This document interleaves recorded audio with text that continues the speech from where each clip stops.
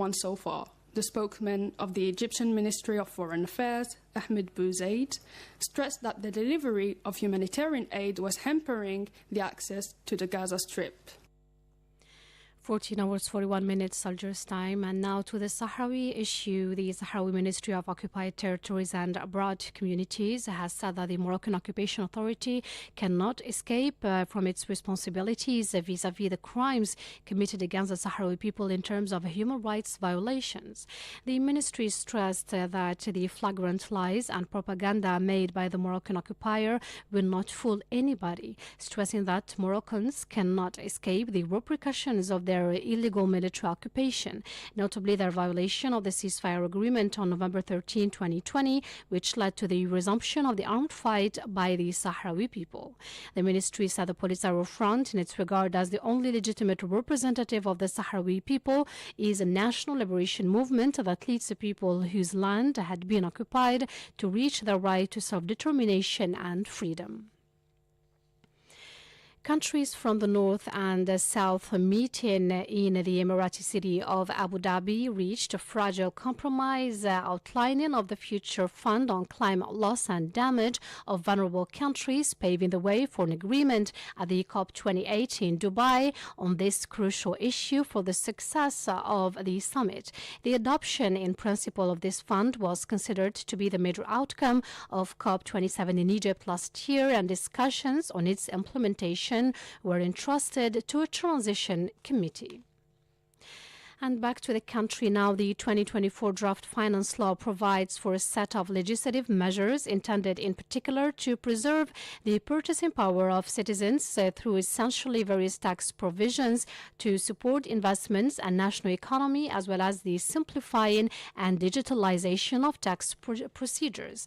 The law presented by Finance Minister Aziz Fayed before the Finance and Budget Committee of the National People's Assembly, or APN, thus provides for temporary exemption from the value-added tax at the production and wholesale and retail marketing stages until December 31st, 2024 of chicken, turkey, eggs for consumption, fresh fruits and vegetables produced locally, and dried vegetables and rice produced locally or imported. 14 hours, 43 minutes. Algiers time. You're still listening to Radio Algeria International, and time now for the headlines.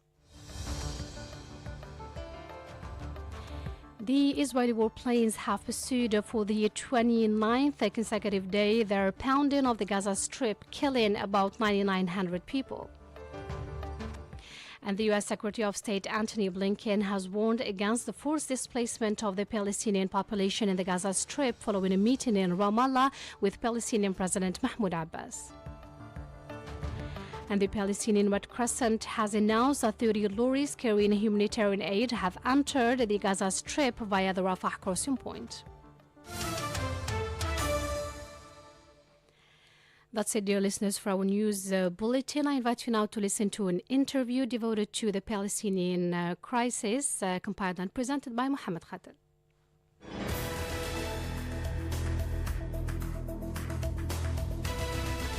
The humanitarian situation in the Palestinian occupied territories, notably in the Gaza Strip and the West Bank, where an all-out aggression is being perpetrated, is literally catastrophic and unbearable for the innocent and defenseless Palestinians living in the enclave. To analyze the situation, we have the honor and pleasure to host Amnesty International's Senior Crisis Response Advisor, Donatilla Rovera. Mrs. Rovera, welcome to Radio Algeria International. Thank you. Good to be with you. Mrs. Rovera, Amnesty International has gathered new evidence of unlawful Israeli attacks which caused mass civilian casualties and must be investigated as war crimes. Could you give us more details, please, on that? Yes, the Israeli army has been bombarding Gaza relentlessly day and night since the 7th of October. So today is day 16. There is no place throughout the Gaza Strip that is off limit from what we can see. It's small houses, larger buildings, all types of infrastructure, including schools, hospitals, medical facilities. So people have nowhere to go. They don't know where they could go to be protected.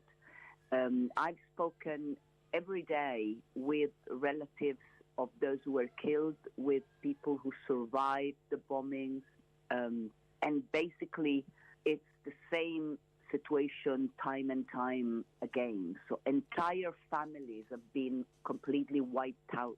In some houses, 3 generations, the grandparents, the parents, and the children.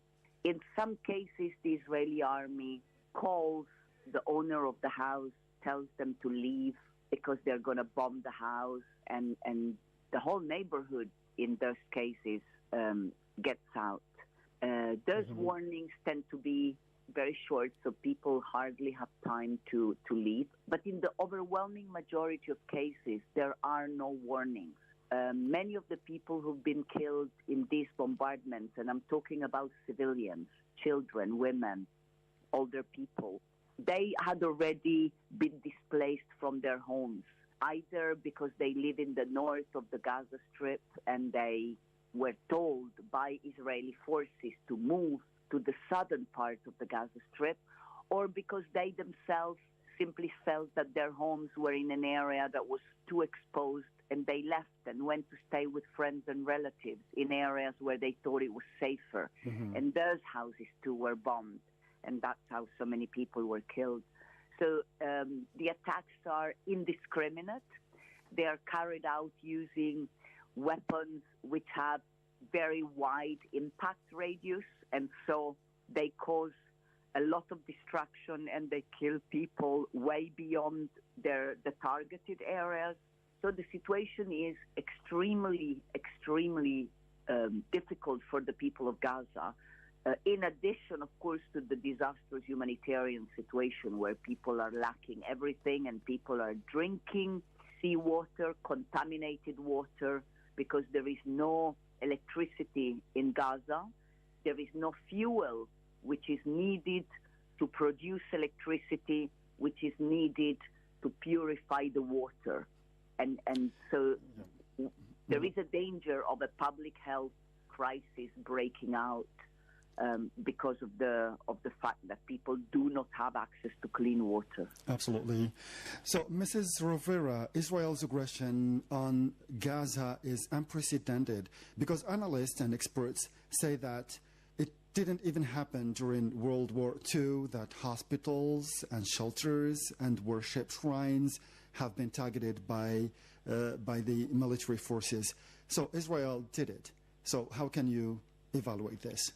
Well, I mean, I'm an investigator. Obviously, I investigate what is happening now, and the warfare techniques today are very different than what was available in World War II. We are now in the 21st century, and this is what we need to look at.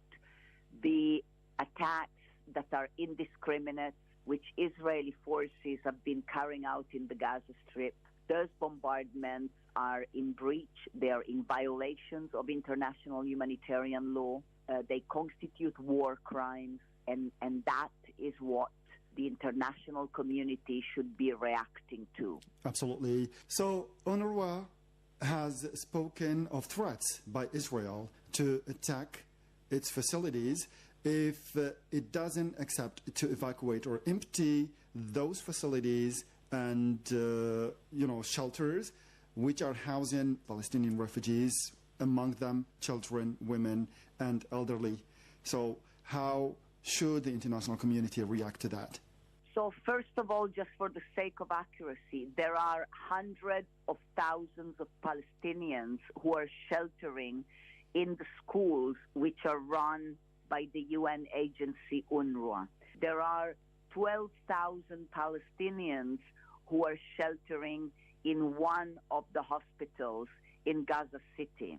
The threats by the Israeli army to strike any location north of Wadi Ghaza, the river, which is the point where Israel is demanding that all Palestinians from the north of the Gaza Strip move to the south of the Gaza Strip. That order is impossible to implement.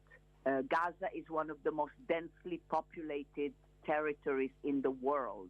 There just isn't space for the 1 million people from north of Gaza to move to the south, where the situation is incredibly dire. It's desperate.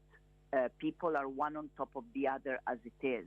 Secondly, Israel is also continuing to bomb various locations in the south of the Gaza Strip. So in the very same geographical area that Israel is demanding the Palestinians of North Gaza move to, in Deir el-Balah, in Khan Yunis, in Rafah, all of these places are being bombed. They were bombed yesterday. They were bombed this morning. So not only the demand for such a forced displacement of so many people is unreasonable, unacceptable, and not justifiable under international humanitarian law. But the fact is that the area that Israel is telling Palestinians to move to is under constant bombardment by Israeli forces as well. So it is not safe. Absolutely, yeah. So speaking about the Rafah border crossing, which was eventually opened to let in humanitarian aid to the population of the besieged Gaza Strip, how could you assess the aid operation in general? We are not a humanitarian organization, but we have spoken to the representatives of the humanitarian organizations who were present at the crossing, and we have the list. We know how much aid has got in, what that aid contained. That is public knowledge. 20 or so trucks, and those trucks did not contain. So first of all, 20 or so trucks is a tiny amount. Gaza normally receives more than 150 trucks every day under normal circumstances. Now there has been nothing going in for more than 2 weeks, and the situation is one where so much as that was available in the Gaza Strip has been destroyed. So the needs are much, much greater than in normal times. So the aid that got in, it's a tiny, tiny, tiny percentage of what is needed. But crucially, it does not contain fuel. Fuel is the most necessary thing, is the most necessary item. It is required to produce electricity. There is no grid electricity anymore in Gaza. There is only electricity produced with generators.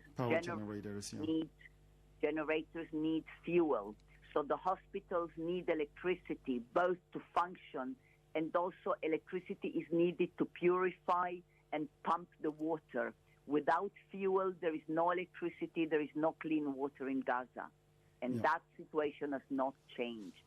Absolutely. So let's move on to another aspect. So Amnesty International has also called on the International Criminal Court, ICC, to probe Israel's war crimes in Gaza.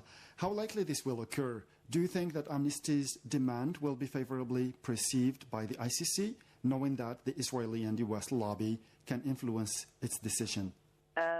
I don't know. That is a question that you must ask the prosecutor of the International Criminal Court. The previous prosecutor of the International Criminal Court had opened a preliminary investigation into the situation of violations of international humanitarian law constituting war crimes in the occupied Palestinian territory. We have not heard now in this situation whether that investigation is progressing. That is something that I don't know. Only the prosecutor of the International Criminal Court can answer this question. So in your opinion, is any peace process still possible in light of the genocide that Israel has committed and continues to commit against the innocent Palestinians? Or is it a mere declaration of war that will last for quite a bit of time? I don't know. I'm an investigator. I investigate facts, human rights violations, violations of international humanitarian law, war crimes that have happened. I don't make pronouncements about what political development there may be in the situation of this or other conflicts. I don't know any more than you do. Yeah. It's going to happen tomorrow. Yeah. Okay. So my last question for you, Mrs. Rovera, is the international community is remaining idle before the barbaric aggression perpetrated against Gaza. Are we witnessing a time when personal interests and complacency are taking over humanism and compassion? Unfortunately, the international community is made up of other states. Mm-hmm. And unfortunately, states vote in and speak about such situation, about conflicts in different parts of the world, according to their own interests. So in this case, much of the international community is not speaking out, is not taking concrete actions to put pressure on Israel to stop carrying out these violations of international law. But this is unfortunately not the first time. I give you an example. 2 weeks ago, there was a vote in the UN Human Rights Council to establish a mechanism to investigate the very serious human rights violations and war crimes being committed in Sudan.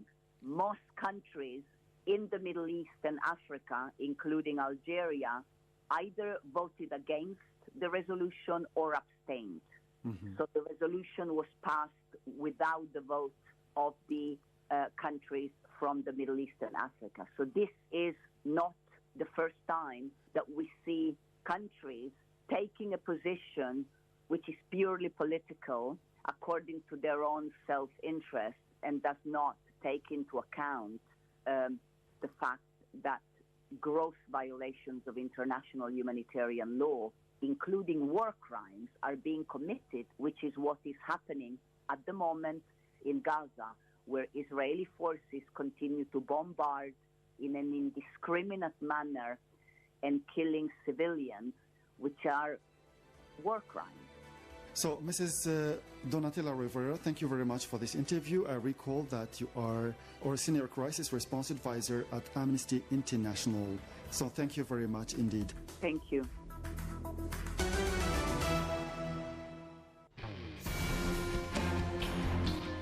مقالات برنامج السلطة الخامسة